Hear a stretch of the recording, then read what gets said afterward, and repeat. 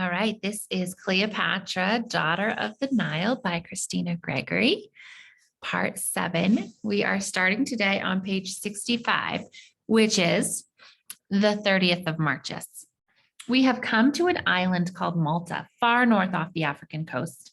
Our fleet is anchored in a bay so everyone can rest and bring aboard fresh fruit and meat.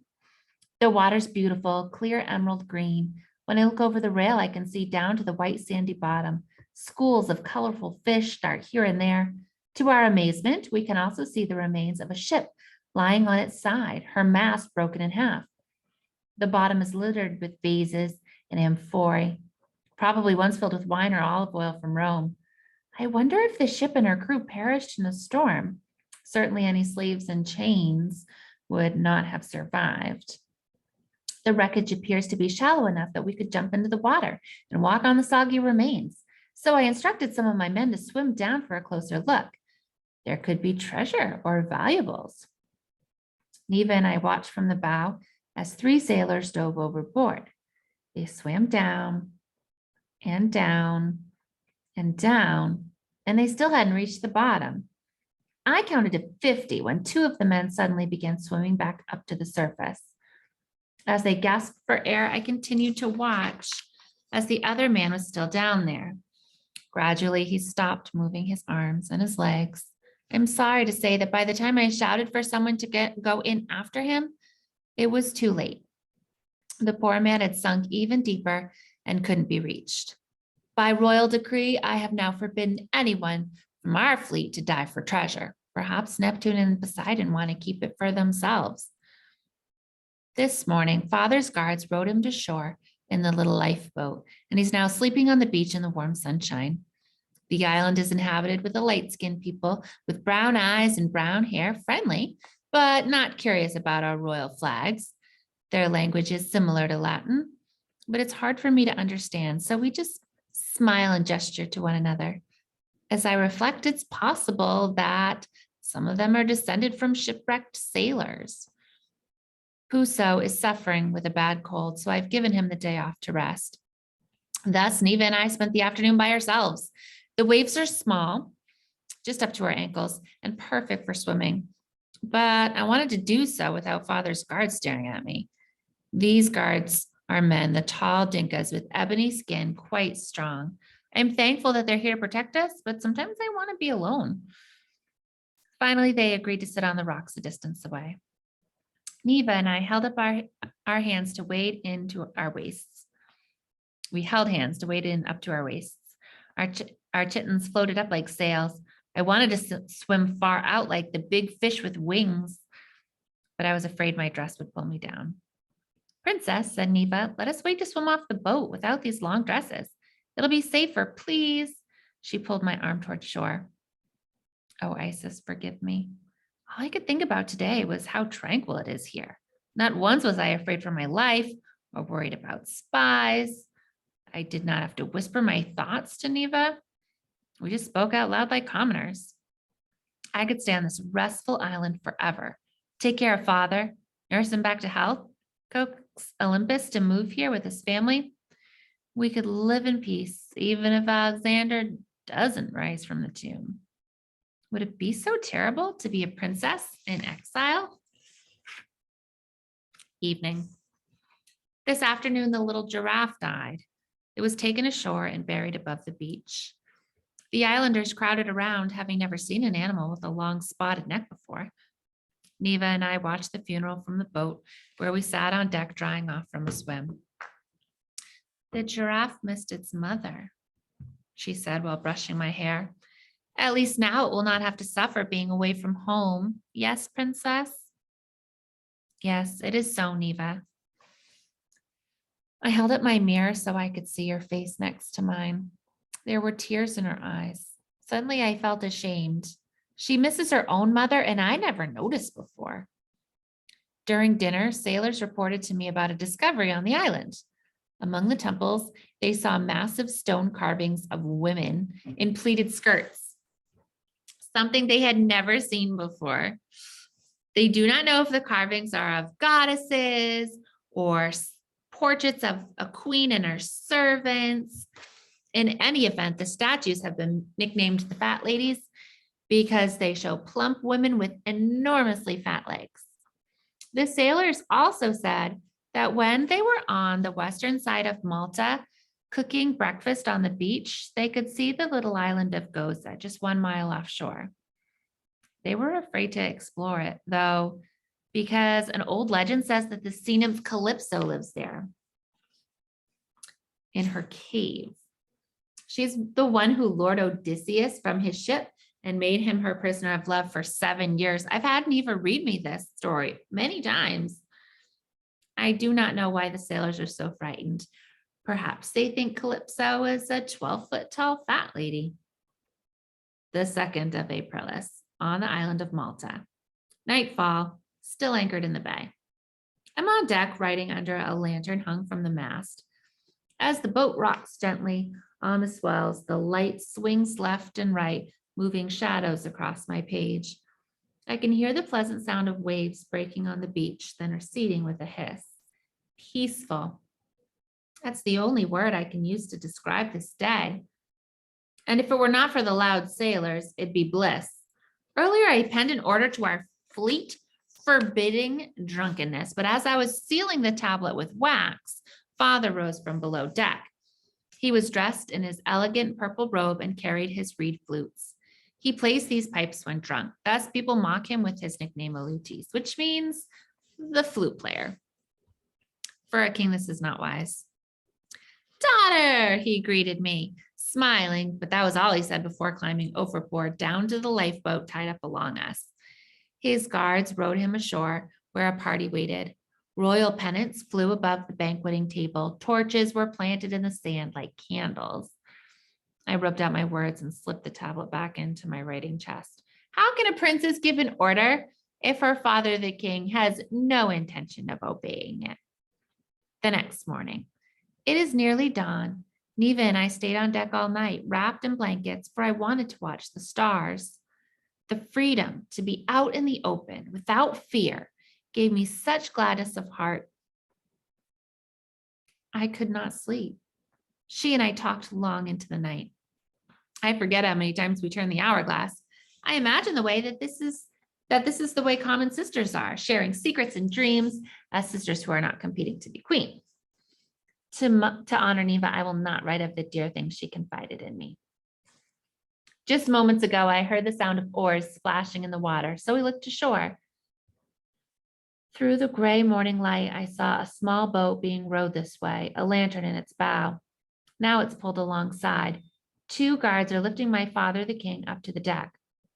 His hair and robe are wet, as if someone's poured an amphora over his head. I cannot make myself rush to his side. He will not recognize me or respond the way a father should, and he stinks. The guards are looking at me with questions. Oh, curses. Later. Now that father's in bed, I can continue. When the guards didn't know what to do with him, I wanted to shrug or otherwise act like a girl of 12. Quickly, I thought in my heart that if I'm to be queen, I must begin to act like one. How would Nefertiti respond? Thus, I hurried below to straighten father's cushions. Neva returned with a pitcher of warm water taken off the brazier. And together we washed his hands and face, then his muddy feet. He whispered tender words to me as I covered him with a silk sheet and propped up his head. It'll be hours before he shakes off the fumes of wine. Do not worry, I told him. I'll help you with the Romans, and they'll help us with Tryphena. Do not worry anymore. Sleep now. 2 days later. Now once again we're at sea, heading north to the great island of Sicily. True, just days ago, my thoughts were far from this course. I was content to live out my life on a beautiful, quiet island. But reason has returned to me. I must be brave and think of my country. The peasants along the Nile need a ruler who cares about them. If father cannot care, then I'll stand beside him and show him how. Most important though, my father's throne is at stake, as is the future of Egypt. If he's not careful, if he's not wise, our country could fall under Roman power. Caesar would plunder our riches and parade my family in his arena. Terrible things happen to royalty who are no longer royal. To continue, we just sailed past Syracuse, the town in Sicily where Puso was born. our flags and purple sails once again adorning our lines. While anchored there, I gave him a day to visit with his old grandmother. She was so proud to see him on a royal Egyptian ship that she stood on the beach and covered her face with her wrinkled hands, weeping. I gave her a present, a small carved box with a necklace inside, turquoise stones set in gold. At this, she started to cry again. Princess, this is too much for me to receive. I took her hand and closed her fingers around the necklace. But madam, I said, this is not too much for me to give. Then impulsively, I invited her to come live with us at the palace at Alexandria. Apparently she forgot she doesn't live there anymore. The grandmother stood straight up with the dignity common to those who toil hard under the sun. Thank you, princess, but I cannot leave my garden or my 3 sisters. Thank the gods I understood her Latin, and she understood mine. Then I thought in my heart about the woman's humble life, and I felt honored to have met her. Now I understand why her grandson is my favorite guard. He's the fruit of her goodness. Our pilot says we should see the southern tip of Italy in a day, depending on the winds. A report that pleases me because this rolling ocean is wearing me out. Now I have to turn my thoughts to the task ahead. There's business to do with the Romans, and I must not appear to be a spoiled princess. I must honor my father, yet be ready to speak wisely if his mind fails him. This morning at breakfast with him, my heart told me, yes, Cleopatra, a princess you must be. Father and I were eating melons on deck in the shade of a blue silk canopy, for the days are getting warmer. I tried to talk to him about Julius Caesar, but on and on he spoke about his favorite subject, himself. Memories of his 23 years as king are as fresh as if they happened last night. To my shame, Father described the most pleasurable days, festivals and banquets. Thinking I could draw him into history, I asked him what he thought of Egypt's great pyramids and the Sphinx, for he sailed up the Nile some years ago. I asked if he'd like to visit the Great Long Wall of Chien or the Acropolis in our ancestral country. His response, he yawned. My father has as little imagination as my sister Berenice. Oh, gods forgive them. How can I shake him into caring about our people or the world around us? By no means do I think he lacks intelligence. But he's not a man who reflects on significant things. For a king, this is a disgrace. Though he's told me many times that I'm his favorite daughter, the affection I felt for him as a child is growing cold. This saddens me. I know I'm young and I have much to learn. That's why I study royals from the past, because I can follow their examples. The Queen of Sheba so desired in her heart to have knowledge that she rode by caravan all the way to Jerusalem to meet King Solomon, the wisest man alive. Queen Esther of Persia saved her Jewish people from slaughter by bravely standing before King Xerxes. Nefertiti too was brave. These queens were once as young as I am now, and they didn't have a library or museum in which to study. I'm most fortunate. And sunset of that same day. Earlier this afternoon, a sailor shouted from the top of the mast, "Land!" Now we're running with the wind, tacking through the swells along a rugged shoreline. Directly ahead is a narrow channel that will allow us to sail between Sicily and Italy into the Tyrrhenian Sea. The water is extremely rough. The sailors are terrified and they're crying out to their gods, Castor and Pollux, because they believe the whirlpool Charybdis is here, the one who pulls ships to the bottom of the ocean. Homer also wrote of this in his poem about Odysseus. Before I had time to work myself into a fright, we'd sailed on through, and there was Italy on our starboard side. Oh, Isis, at the sight of this country, my heart dropped. My tranquility has fled. What folly to think that I'm prepared to face the fierce Romans. I stood in the bow to feel the breeze coming off land, to once again smell flowers and trees. The motion of the ship rising in the waves reminds me of writing Bucephalus. Her fast, smooth canter. Oh, how I miss her. I looked down into the water and my heart was filled with gladness to see dolphins alongside our ship, keeping pace as if they're escorting us. Is this our reward from a long voyage? from Poseidon and Neptune for enduring. I'm moving my pen quickly across the page because we'll arrive soon. Neva and Puso have been cleaning father up, helping his assistants see to his wardrobe. Then they'll raise our pennants and flags. Fishing boats have been approaching. One pulled close enough for a man to shout at me, for he knew by our sails that an Egyptian princess was on board. Puso stepped in front of me protectively and would not let me peer around to answer him. This barbarian said something so coarse and so cruel, I cannot repeat it here. I wanted to cast a rope around his neck, but Puso hurried me down below. Is this a warning for what awaits us? Oh, Isis, help! Ever since I can remember, I've applied my mind to learning, but somehow I failed to learn that the city of Rome is not a seaport. It's not on the ocean. It lies inland some 16 miles up the Tiber River. Our ship was guided safely to the mouth of the river by the lighthouse at the walled city of Ostia. After nearly 3 weeks at sea, oh, my heart leapt when it saw it. Such a familiar comfort from home. It's not as tall as Alexandria's lighthouse. I mean, that was one of the wonders of the world, right? But its bright flame made me feel welcome. It too sits on a rocky point of land. I noticed beautiful villas along the coast, which are summer homes for the wealthy. Our pilot pointed these out to me, then steered around the lighthouse into the bay that was busy with merchant ships newly arrived from other islands and parts of Italy. The water was choppy with so many oars turning back and forth, but it's rough also because this is where the river meets the sea. Both sides of the Tiber were crowded with docks. Cargoes were being unloaded from ships and transferred to wagons because the river's too shallow for sailing. And so, too, our royal fleet would have to remain anchored in the port of Ostia. While the crews moved our belongings to carts and donkeys, Neva and I rested in a newly planted cornfield.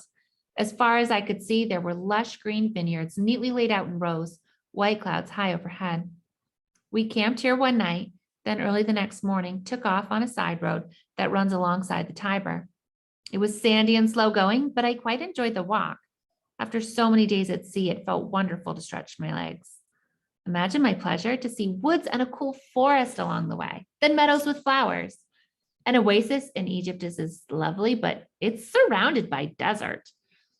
Periodically on the side of the road, there were stone posts with numbers carved onto them to mark distances. By these milestones, I was able to know how much further to the city of Rome. All roads lead to Rome. Now to mention something unpleasant about Rome. The river is foul. At this time of year, it's perhaps only 2 feet deep, floating like brown oil, bringing from the city all types of disgusting things that float. Bloody rags, onions, melons, broken pieces of furniture. A stench hovers in the air for miles. As we finally entered Rome late in the afternoon, I understood why. Houses and shops have been built along the banks of the Tiber, jutting out over the water. I saw women dumping who knows what from their windows. There's also a sewer pouring directly into the river through a well-built stone arch. On the bank, directly above this, is the temple of Hercules Victor.